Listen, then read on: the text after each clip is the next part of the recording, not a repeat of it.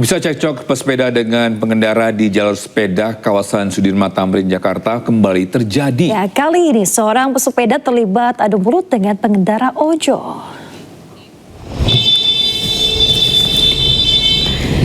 Dari video viral di media sosial, mulanya pesepeda ini tengah melaju di jalur sepeda.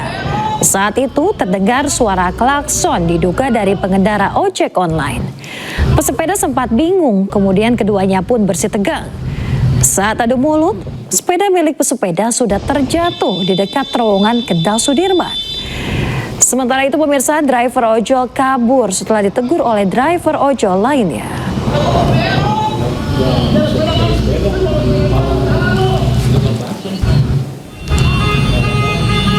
Ya, sebelumnya kasus rebutan jalur sepeda juga viral. Seorang pesepeda perempuan berani mengadang pengendara sepeda motor di jalur khusus sepeda Sudirman. Sejumlah motor masuk ke jalur sepeda terpaksa berhenti. Anehnya para pengendara sepeda motor ini masuk ke jalur sepeda tidak dalam situasi darurat dan di saat jalur arteri di sampingnya dalam keadaan lancar. Menurut undang-undang, pemotor yang masuk jalur khusus sepeda bisa dikenakan denda Rp500.000 hingga ancaman pidana maksimal 2 bulan penjara.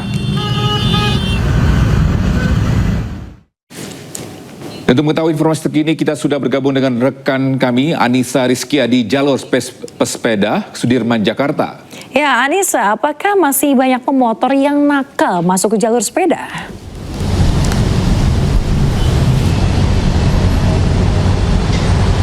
Yasmin, Togi, dan juga pemirsa, pada siang hari ini terpantau memang masih banyak pemotor yang nekat begitu ya masuk ke jalur hijau. Yang kita tahu bahwa jalur hijau ini merupakan jalur khusus diperuntukkan bagi para pesepeda. Kalau dilihat ini memang nampak ada marka jalan khusus sepeda. Selain itu juga ada pembatas jalan yang terbuat dari beton. Itu menandakan bahwasannya memang jalur khusus ini diperuntukkan untuk sepeda yang melintas di jalan raya, yang mana memang aturan dari pihak Dishub itu menyatakan bahwasannya pesepeda itu dilarang melintas di kawasan jalan raya, apalagi di hari Senin hingga Jumat, maksimal hanya di jam 6 pagi. Itu artinya memang di atas jam tersebut para pesepeda ini diarahkan untuk masuk ke jalur hijau ini. Namun sangat disayangkan, dari pantauan kami sejak pagi tadi memang banyak sekali para pengendara motor ini masih menerobos dan juga melintas di jalur sepeda. Kalau juru kamera saya yaitu Eri Nugraha akan menunjukkan kepada Anda, ini merupakan jalur pesepeda yang digunakan untuk parkir para pengemudi ojek online dan juga beberapa para penjual asongan begitu, yang mereka ini justru nekat menggunakan jalur hijau untuk mereka berjualan. Dan kalau dilihat memang tidak ada petugas yang mengarahkan ataupun mengingatkan kepada para pengendara yang memarkir kendaraan mereka. Bahkan baru saja ini pengemudi ojek online sedang memarkir kendaraan mereka di jalur hijau. Itu artinya memang masih banyak pengendara motor yang nekat masuk ke jalur hijau. Bahkan ini baru saja terjadi penerobosan yang dilakukan oleh pengendara motor masuk ke jalur hijau. Sangat disayangkan sekali, Togi dan juga Yasmin.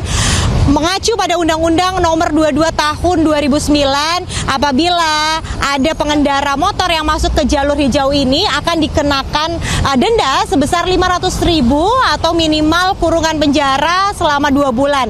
Nah, bagi Anda yang hendak berkendara menggunakan kendaraan roda 2, ini untuk lebih bijak lagi menggunakan jalur, karena memang jalur hijau ini diperuntukkan untuk para pesepeda saja. Demikian laporan dari kawasan Sudirman. Saya kembalikan kepada Yasmin dan juga Togi yang ada di studio. Baik, terima kasih rekan Anissa Rizkia melaporkan langsung dari kawasan Sudirman, Jakarta. Selamat bertugas kembali.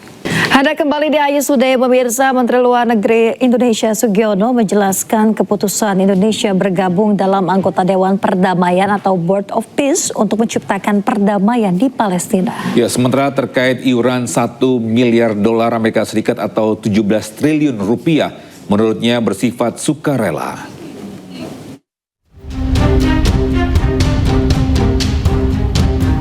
Sebagai bentuk dukungan untuk kemerdekaan Palestina, pemerintah Indonesia resmi bergabung dengan Dewan Perdamaian atau Board of Peace. Menteri Luar Negeri Sugiono mengungkapkan, iuran $1 miliar AS di Board of Peace bukan bentuk membership fee dan tidak ada kewajiban negara-negara anggota untuk membayar dana tersebut. Menlu menyebut, iuran tersebut salah satunya digunakan untuk menyelesaikan masalah di Gaza, Palestina. Presiden memutuskan untuk ikut berpartisipasi. Jadi gini, ini bukan membership fee, tapi kalau kita lihat kronologinya bahwa pembentukan Board of Peace ini merupakan suatu upaya untuk bisa menyelesaikan situasi di Gaza pada khususnya dan Palestina, termasuk upaya rekonstruksi. Terus rekonstruksi ini siapa yang bayar? Kan seperti itu. Uangnya dari mana? Dananya dari mana, kan seperti itu. Oleh karena itu, anggota-anggota yang diundang itu diajak untuk berpartisipasi di situ. Sebelumnya, Presiden Prabowo Subianto menandatangani piagam pembentukan Dewan Perdamaian atau Board of Peace di Davos, Swiss. Selain Indonesia, ada 25 negara lain yang ikut bergabung. Organisasi bentukan Presiden Amerika Serikat Donald Trump ini dibentuk untuk menyelesaikan berbagai konflik global. Tim Liputan iNews melaporkan. Bisa kebakaran di Provinsi Chubut, Argentina masih terus berkobar. Kencangnya hembusan angin membuat tim penyelamat tak dapat menjinakkan api.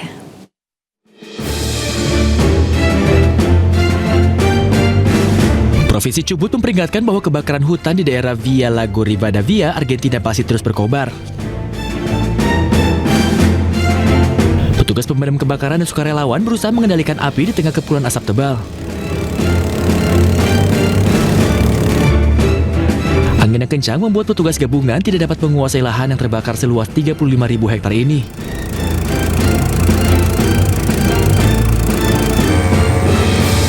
Angin dengan kecepatan hingga 50 km per jam juga menghasilkan beberapa titik api sekunder di berbagai sektor.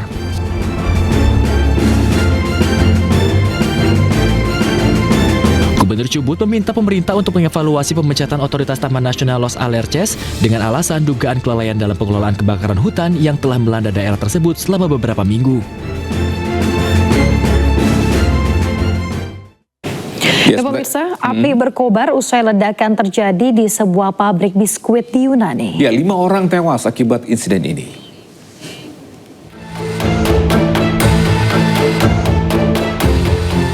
Kebakaran yang dipicu ledakan besar di sebuah pabrik biskuit terjadi di kota Trikala, Yunani.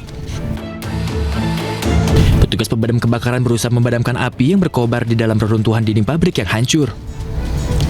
Kepulan asap tebal membumbung tinggi akibat insiden yang menewaskan sedikitnya 5 orang tersebut. Sebelumnya dilaporkan bahwa 4 korban kebakaran adalah perempuan, dan beberapa jam kemudian petugas penyelamat menemukan 1 jenazah lagi. Setidaknya 7 orang terluka, termasuk seorang petugas pemadam kebakaran. Ledakan terjadi saat shift malam, menyebabkan sebagian besar pabrik runtuh. Setidaknya 13 orang dilaporkan berada di dalam fasilitas tersebut pada saat kejadian. Belum diketahui penyebab kejadian ini, penyelidikan pun masih terus dilakukan. Pemirsa, Bandara Internasional Charlotte Douglas membatalkan lebih dari 452 penerbangan dan menunda lebih dari 200 penerbangan akibat badai salju ekstrim yang melanda Amerika Serikat. Akibatnya ribuan penumpang terlantar di bandara.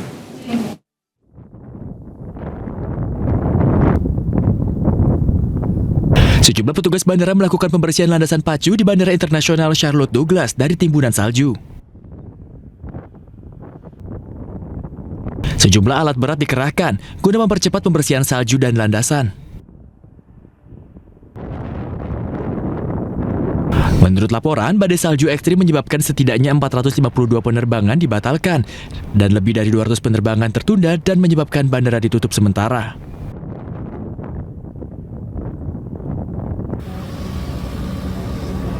Selain di wilayah Carolina Utara, badai salju ekstrim juga dilaporkan menyebabkan kekacauan di seluruh negeri dengan lebih dari 14.000 pembatalan penerbangan dan 850.000 orang mengalami pemadaman akibat terputusnya jaringan listrik.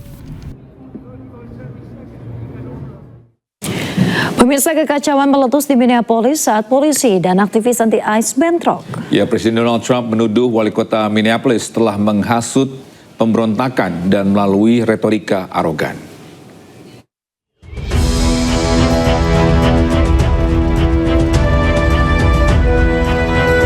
Kekacauan terjadi di Minneapolis ketika puluhan demonstran anti-ICE menargetkan sebuah hotel yang diyakini menampung agen federal yang menyebabkan bentrokan dengan polisi anti huru-hara berlanjut menyusul penembakan fatal kedua yang melibatkan petugas imigrasi dan bea cukai atau ICE.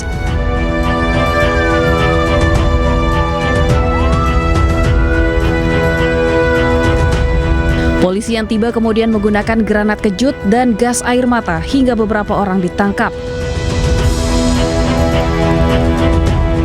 Demonstrasi ini terjadi setelah penembakan terhadap Alex Pretty, seorang pekerja medis berusia 37 tahun oleh agen ICE pada hari Sabtu.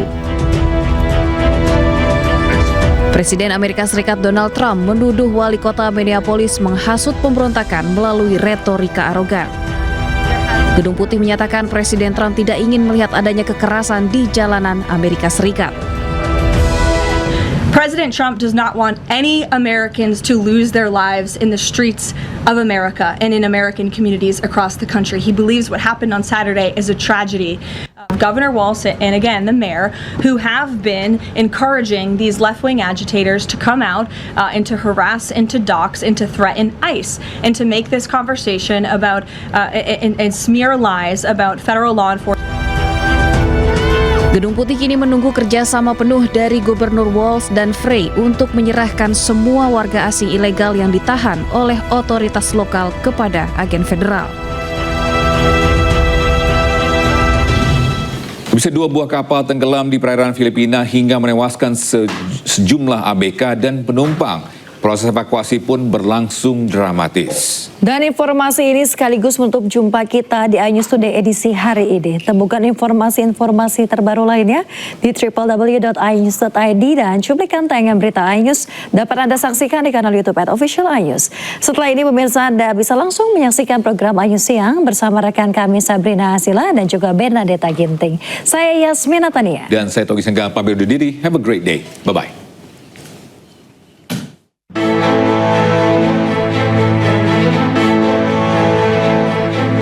15 awak kapal kargo MV Devon Bay yang berhasil selamat tiba di Pelabuhan Manila pada hari Senin. Mereka tiba dengan kondisi selamat usai proses evakuasi yang dramatis oleh penjaga pantai Cina. Para korban selamat sebelumnya telah dipindahkan ke PCG bersama dengan jenazah 2 anggota kru yang meninggal. Para korban selamat menduga bahwa fenomena teknis yang dikenal sebagai likuifaksi, di mana kelembapan dalam muatan menyebabkan muatan tersebut berperilaku seperti cairan. Dilaporkan kapal tersebut miring ekstrim dan mengirimkan sinyal bahaya. Beberapa kapal komersial internasional bergabung dalam misi penyelamatan dan pencarian. Sementara upaya penyelamatan masih berlangsung di lepas pantai Basilan di Filipina Selatan, usai sebuah feri yang membawa lebih dari 350 orang tenggelam di dekat Zamboanga pada hari Senin. Akibat insiden ini sedikitnya 18 orang tewas dan puluhan lainnya hilang. Para penyelamat menarik penumpang feri ke atas kapal penyelamat di atas lepas pantai Zamboanga. Beberapa perahu penyelamat dikerahkan ke area tersebut mencari di perairan sekitarnya. Kapal MV Trisha Christine 3 diberangkatkan dari kota Zamboanga menuju Pulau Jolo pada Minggu malam dengan membawa 332 penumpang dan 27 awak. Sekitar 4 jam kemudian kapal tersebut mengirimkan sinyal bahaya sebelum tenggelam di laut yang tenang sekitar 1 mil laut dari desa Baluk-Baluk di Basilan. Penyebab kejadian ini pun masih belum dapat dipastikan dan masih terus diselidiki.